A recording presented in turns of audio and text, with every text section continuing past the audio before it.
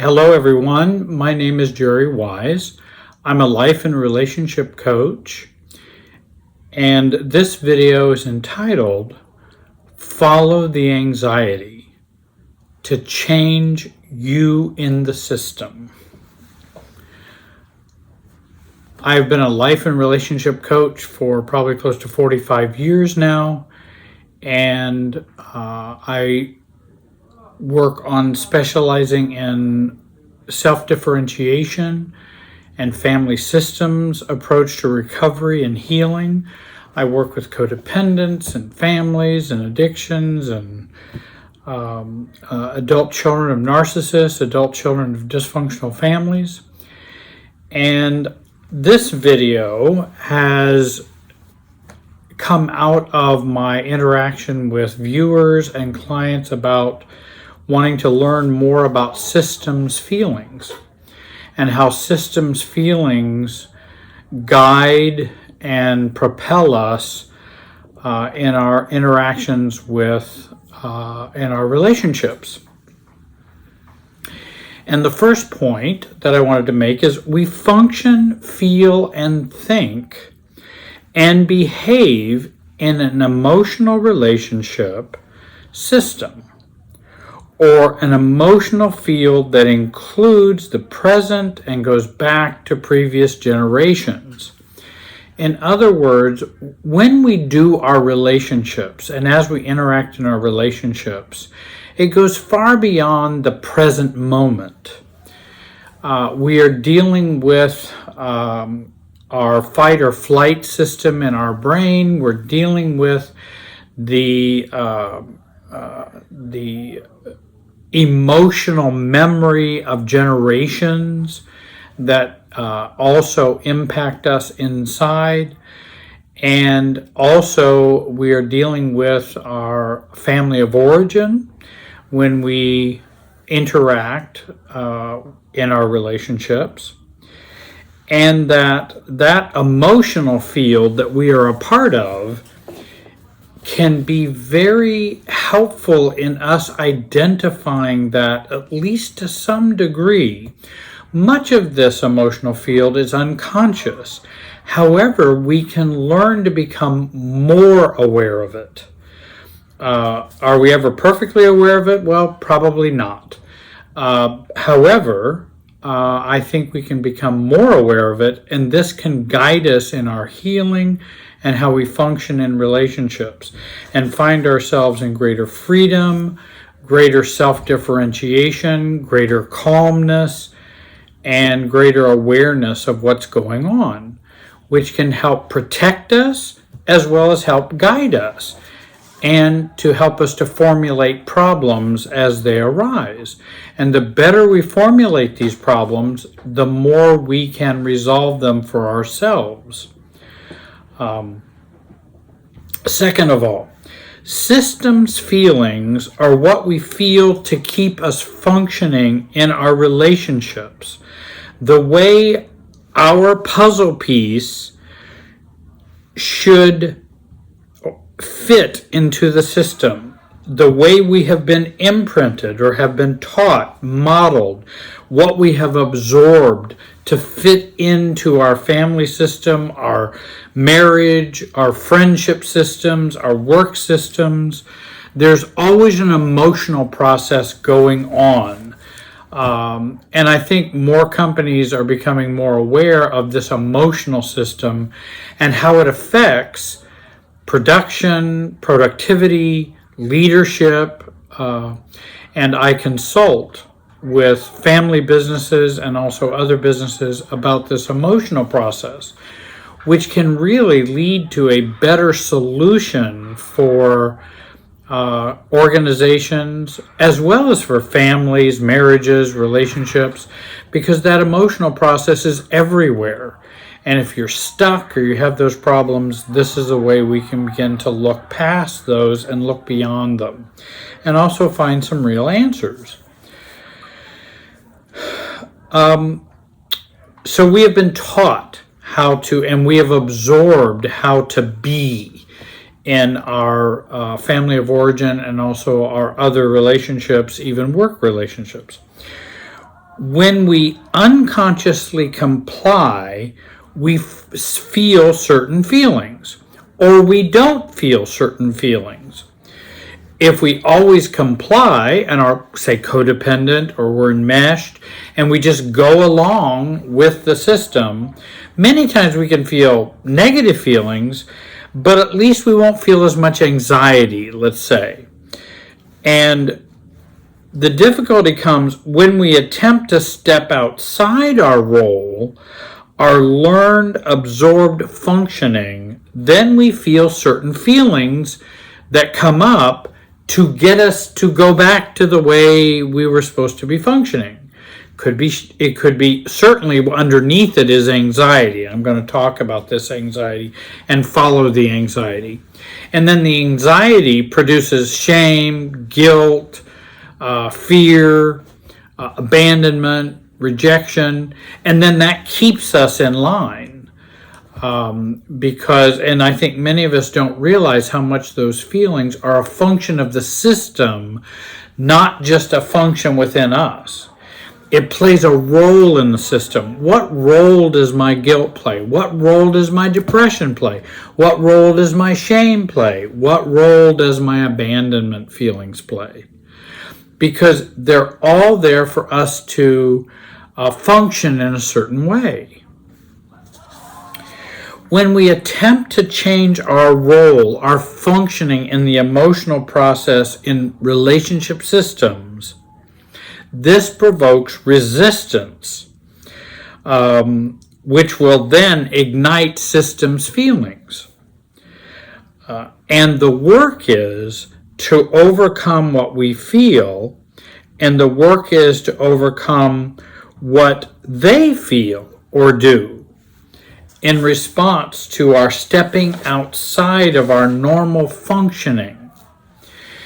For example, if somebody's grown up with guilt all the time, or shame all the time, and then they become an adult and they don't want to live under just guilt and shame all the time, and that's their normal functioning. Well, guess what? If you attempt to function or to live apart from that guilt or shame, you're going to get a lot of resistance from the system. There's going to be a lot of resistance for you giving up that role. And I was just talking to a client not too many days ago, and she was talking about how difficult it was to give up her sense of guilt over her parenting, or shame over how she was an imperfect parent, which most all of us are and were, some to a greater degree than others. I understand that, but then I began to ask her about, well, what would your life be like if you didn't have that guilt or shame about that? Well, of course, her first response is, oh, it'd be wonderful. I'd feel great. I would have a burden lifted. I would feel better. And I'm going, well, I understand that would probably be the case, but that's not why you keep holding on to the guilt and shame. If you let go of the guilt and shame, what would be the downsides? And then all of a sudden we begin to realize how many ways that would impact my relationship with other people, what they would think, what they would believe, how they might view me, that I would not be remorseful. I wouldn't be the good Christian person, a parent I wanted to be, that someone might think I don't care about my children if I don't have that shame and guilt about my parenting that was not perfect and may have been even very dysfunctional. And so I can't live with that, so I keep in my same puzzle piece in the puzzle and keep functioning as that bad parent that I was, because I can't break out of that, because how would the system adjust to that? How would my kids adjust? How would my parents adjust? How would my spouse adjust? How would everybody have to adjust if I didn't have that shame and guilt? And as a result of having that unconscious desire to not challenge everybody by my giving up shame and guilt, I just keep hold of the shame and guilt, and then I just fit into the system the same old way I always have. For example, when we resist our learned and absorbed role, let's say, for example, you and your extended family always meet on Christmas Day for lunch. But this year, you'd like to have Christmas Day for your nuclear family. And I come from a Christian background, so I tend to use Christian examples, but it could be Jewish, Muslim, Buddhist, it could be any kind of holiday examples, where the family has a certain tradition and a certain expectation and role for everyone in the family. But this year, I'd like to have Christmas Day for my own nuclear family. Say the kid's mom and me and us and the kids.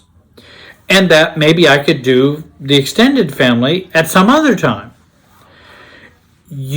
As soon as you start thinking that, we start to feel anxious or we start to feel fearful.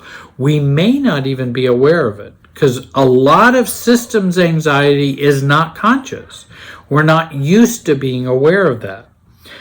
And we start feeling anxious or fearful about the response to your desire to differentiate from the way the family has always functioned and the way you're supposed to function in the family.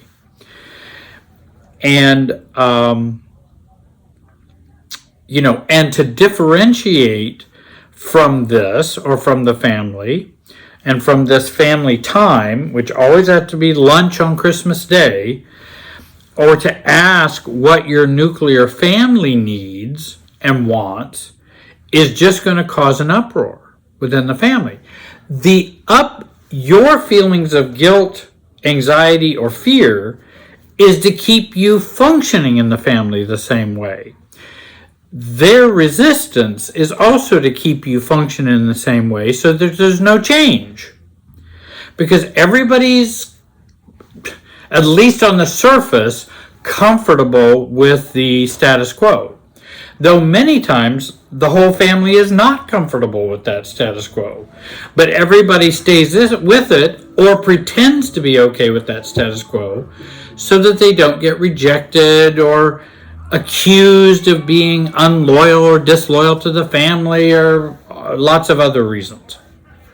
So, the anxiety plus the fear or the guilt or the shame equals systems feelings. And that anxiety produces those feelings so that you will stay in line. You ask your mom and dad and siblings, and of course, you talk about that as about making a change, and they are all very upset or resistant to that. And then you may feel hopeless, stuck, hurt, guilty, maybe shame as well. And these are systems feelings resulting from their resistance. They don't want you to change. They want you to change back and just let's do it like we've always done it every year. Are you really doing anything that's worthy of hopelessness, stuckness, hurt, guilty, or shameful? No, you're not doing anything that would initiate any of those feelings or warrant those feelings. You're simply wanting to have Christmas with your nuclear family and arrange other times in which you would be with your extended family because you would like to have that holiday yourself. And that's not illegal. It's not improper. It's not meant to hurt anyone. It's not meant to show you don't love anybody in the family. So all of those feelings are not warranted. They're systems feelings so that you will not change. That's why they're there. This last set of feelings that I mentioned are present to help you navigate back to the functioning you have had in the past of either being enmeshed, over-functioning, a caretaker, or some other roles that it could be: scapegoat, victim, golden child. There's all kinds of roles we play within the family. The one who's oversensitive, the one who causes problems, whatever role we have been cast in, there will be systems feelings if we attempt to step out of that. Remember, those feelings are not true feelings that fit you being ashamed of something you've actually done, or guilt over something you should even feel guilty for. They're there so that you will function and function in the emotional process of the family in a certain way. And in fact, their purpose is for you to change back and to be the way, and do it the way we've always done it. The extended family's anxiety regulates your anxiety, and your anxiety regulates theirs. And anxiety, this chronic anxiety, which is underneath most relationship systems and goes back generations and generations about how we function, that we are connected in that way, in which my anxiety regulates yours, your anxiety regulates mine. To self-differentiate is to begin to detach from that anxiety system, so that I'm not just always pushing and pulling as a result of that anxiety connection that we have. And all families have this connection. We as human beings live in a limbic, way back here, this part of the brain back there, live in a limbic world run by, in my notion, anxiety or calmness, feelings or thoughts, reactivity or response. And we live in this limbic world. And so I see most everything through a telescope, or through a viewing binoculars or glasses that is either calmness or anxiety. And I think it's a good model to have, because it will guide you as to how to function and navigate your own life in this calmness or anxiety system that we're all in. I have really found the anxiety calmness model of viewing relationships to be very helpful. As a result, I try to follow the anxiety. Many people tend to follow the problems, or figure out why the problems are happening, or figure out why I'm feeling what I'm feeling. Maybe I'm feeling what I'm feeling because I've been triggered by the anxiety in the system, and these feelings are to keep me in line. And so it seems even more helpful to go even underneath further and see the anxiety and how it plays, and to follow the anxiety. I think that can even be more helpful in systems and in growing myself up, learning how to operate with other people. Think of your family or your relationships hooked up to an electrical grid. I try to observe where the electricity or anxiety, the chronic anxiety, and there's acute anxiety and chronic anxiety. If someone comes to me and says, you're going to be soon meeting your favorite celebrity, I might tend to feel more anxious. And that would be more acute anxiety. Chronic anxiety is the anxiety that I got from my family of origin, that is always operating at a low level or a high level, depending upon what I've learned, what I've absorbed, and what level my parents experienced in terms of chronic anxiety from their parents. And that chronic anxiety is often unconscious. The acute anxiety is conscious. And if we try to observe where the electricity or anxiety flows, and we watch it within the system, and also can watch if there are any circuit breakers to this anxiety. And I'm going to give you an example today of what I mean by that, which may help you understand what I'm talking about more. I watch for surges and even flows of this anxiety or this electricity, or reduce need for the surges, or reduce need for the anxiety. And the more efficient, or I think differentiated, with power we are, the less need for the greater surge of anxiety, if we can be more efficient. And I think of self-differentiation as operating more efficiently in an emotionally or anxiety-driven system, as all relationships are.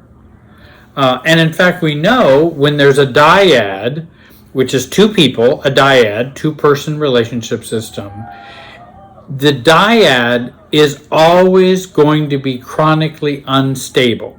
It's going to be stable for a while, but eventually it's going to fall out.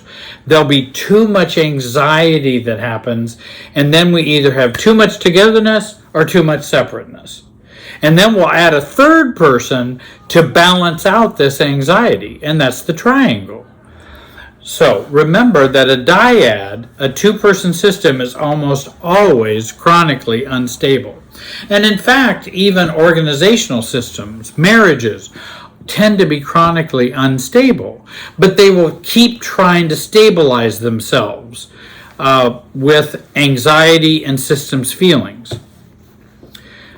So, the more efficient or calm, the more self-differentiated we are, the less we reinforce the surges, and the more we can be a circuit breaker for the system and for the electrical grid, which I want to be less of a conduit for this chronic anxiety.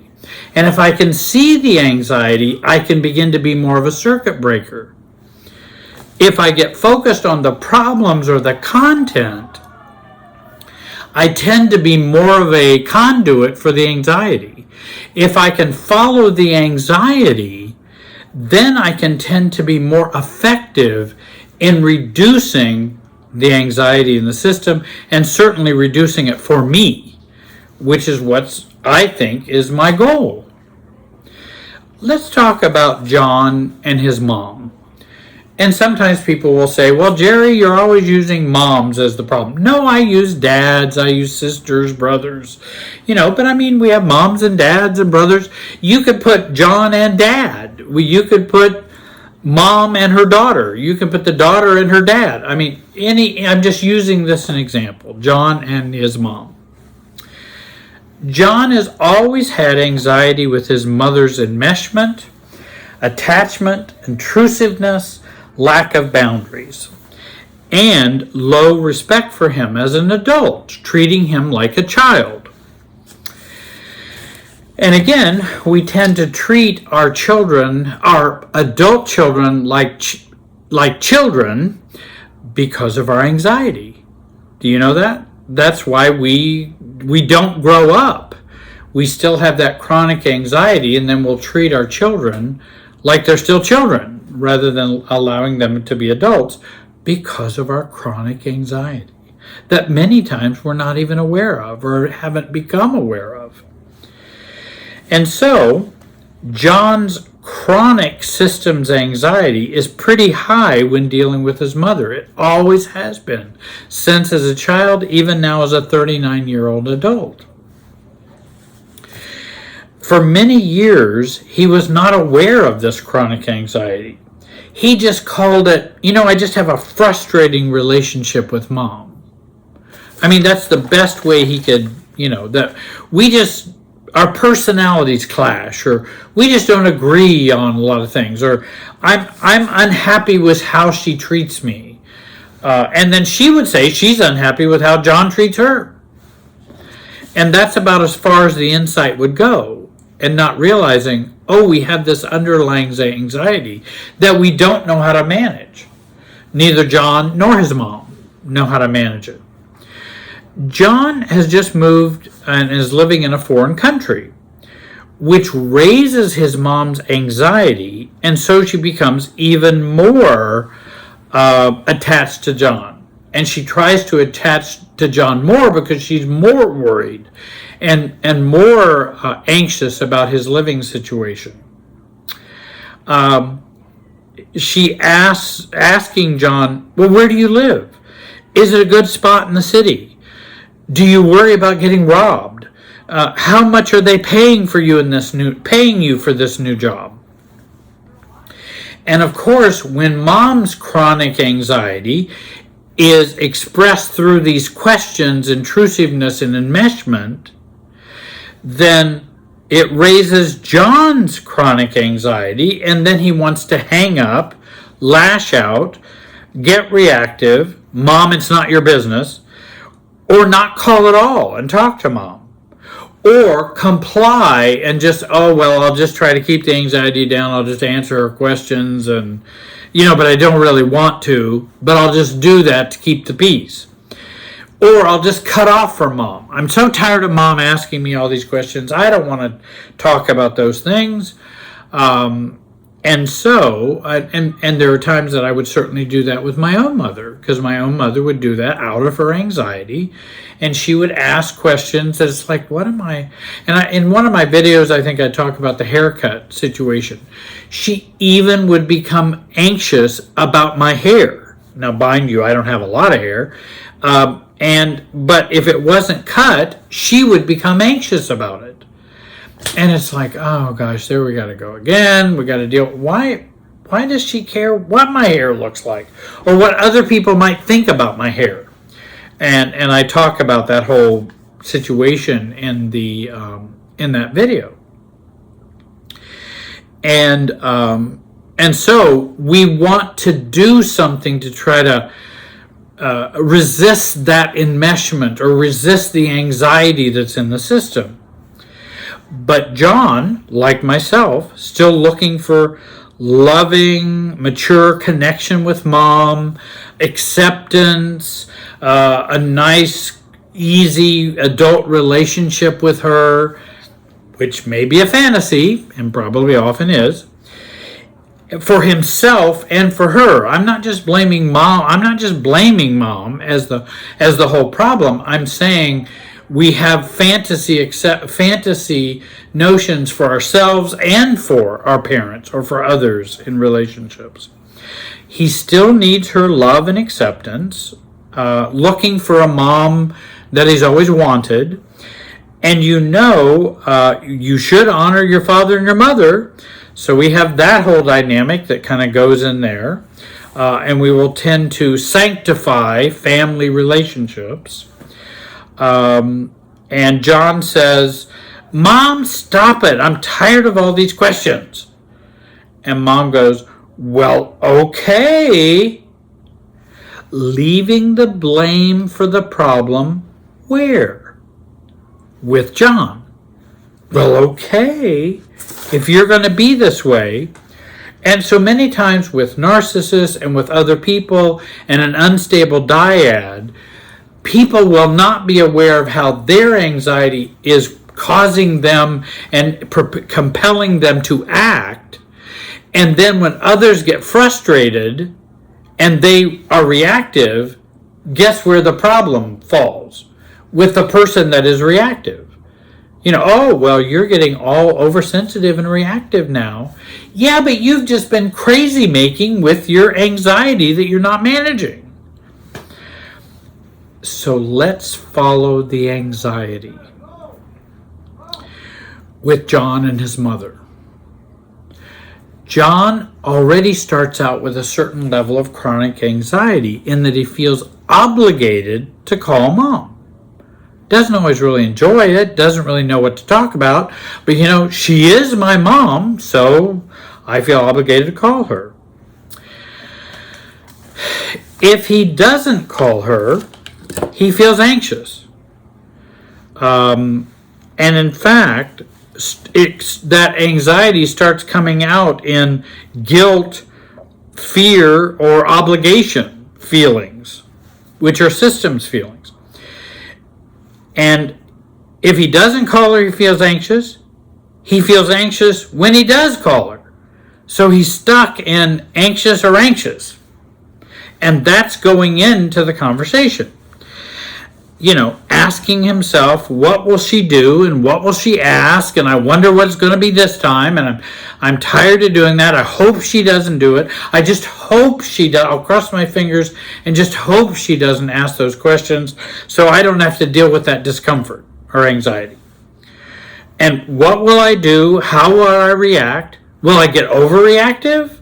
Will mom, have her anxiety, then my anxiety will be pinging, and then we'll get into this reactivity dance that we do? And by the way, I might mention a great book called The Dance of Anger by Harriet Lerner, which talks about that pinging process. The dance of anxiety. She has the dance of fear, and the dance of intimacy. And she talks about this dance because it is a dance. And if we can see it as a dance, we can begin to change ourselves in that dance. John tends to be very other focused on mom. What is she going to do? What is she going to ask? And not very self-focused in terms of his anxiety going in or his anxiety while he's talking with her. He's also, just like mom, not self-defined or self-aware, which if we can become more self-defined and more self-aware, we will have less anxiety, we will be triggered less, and we'll also kind of know what we're doing to navigate this relationship. John has not defined for himself what type of relationship he wants to have with mom, what frequency, and the nature of the relationship he wants with his mother. He doesn't know.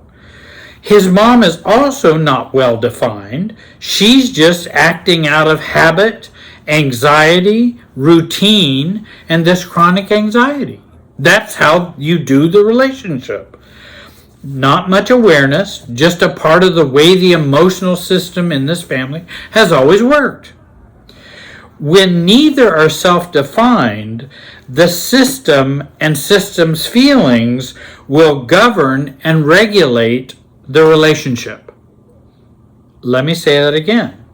When neither party are self-defined, the system, the emotional system, the system's feelings will govern and regulate the relationship, much to the unhappiness of both people. I wanted to mention at this point, I've got a workshop coming up July 17th. It's called Standing Strong as an Adult Child of a Narcissist. That's on July 17th, 2021. I hope you will join me on that Saturday. It's going to be on Zoom. You can sign up on my website. There's also a link below in the description. So, John calls mom. Mom is very anxious and eager to hear from her son because she's still worrying about him. She worries incessantly about her 39-year-old son. Lots of anxiety. Out of her anxiety, she pulls a mom move and asks about his move, his job, his salary, where he's living, who he's meeting. These are all questions to manage her chronic anxiety. The information is not so critical. It's to manage the anxiety in her. Mom bores down in John's life to relieve her anxiety, while the result is racing John's anxiety because he's not happy with these questions. He doesn't like answering all these things. He's not sure that he wants to tell mom all of this, but he's not sure. He's not defined in the relationship. And so it's just this pinging between mom and he. John came in anxious and now feels stuck with mom and his anxiety, and it increases as a result of these questions starting to come. Neither mom nor John recognize the flow of anxiety between them. and due to their unawareness, neither know how to function or what to do other than react to the anxiety in the system. They don't know how to control it, deal with it, manage it, see it, watch it. They are just, well, mom's being difficult and now John's being difficult because he doesn't want to answer the questions. So, that's kind of the superficial layer of understanding that they have. John's being not kind and answering my questions, and mom's not being kind by being nibby and nosy and enmeshed, etc., etc. And so what am I going to do? And neither of them know what to do about it. They just try to limp along and just kind of have this relationship. Out of John's ignited limbic system and chronic anxiety and his anxiety-filled relationship with mom, he becomes reactive and overwhelmed. Mom also becomes reactive and overwhelmed because John's not answering the questions. So now both are going up in terms of their anxiety. And I'm telling you, it's not the questions or the problem that's the problem. It's this underlying anxiety that's not being managed that becomes the problem. He feels forced to do something reactively to ease his tension. Again, which he may not even be aware of. He tells her, well, Mom, I gotta go. I just want to call and see ya. And proceeds to get off the call quickly. He really doesn't know what to do, but to cut off from her. I just need to stop this. I just need to stop. And again, a cutoff, an emotional cutoff, is a distancing out of my immaturity. Again, going no contact is not a distancing out of my immaturity. That's a distancing out of my maturity. Cutoff is a distancing out of immaturity. To manage my immaturity. John does not address the question that mom is asking. She doesn't address those questions, or the pattern, or boundaries, or his wishes or wants, or self-definition, or any of that. He doesn't do any of that. He just wants to get away. Now mom's anxiety is triggered more, and she goes to John's dad and complains out how oversensitive, impolite, uncooperative, and that John was on the phone. She also tells him that she is upset with John over his standoffishness. And she dumps her anxiety where? To Dad. Now we have a tension and anxiety between John and Mom. Mom then goes to Dad, tells him all about it. He then absorbs the anxiety from her. And again, chronic systems anxiety plus issues equals a disturbance in the force, a disturbance in the system. Issues minus chronic or systems anxiety equals self-differentiation and differentiated presence. So guess what? Dad now feels he should calm mom down because mom's upset. Their son has not worked well with mom in her questioning because of her anxiety. And Dad absorbs mom's anxiety. He borrows it. He takes it from her. He becomes a peacemonger. Not a warmonger, but a peacemonger, so he and she can get along better. Dad and mom can get along better. And Dad drinks more to take care of and reduce his increased systems anxiety. And in some ways, he now absorbs his wife and his son's anxiety. Now it's all inside him. And he will act out, drinking more, being more frustrated, maybe more sullen, maybe more withdrawn, but at least tries to calm down mom so that he and her can at least have some level of stableness. A day later, Dad calls and talks to John. Now, you're watching this anxiety and how it all moves. He then talks to John to try to get John to cooperate or accept his mother's behavior or her questions, stating, well, she's your mother, John. Mothers worry about their kids, so he normalizes mom's anxiety, mom's questioning. Mom only cares about you. Why do you want to hurt your mom so much? So he then, backdoor in a triangulated way, tries to get John to behave in a way to reduce mom's anxiety. But deep down, John has the sense that it's not mom caring about him so much, but caring about her own worry and anxiety and making herself feel better. And he has a sense of that, and he doesn't like that.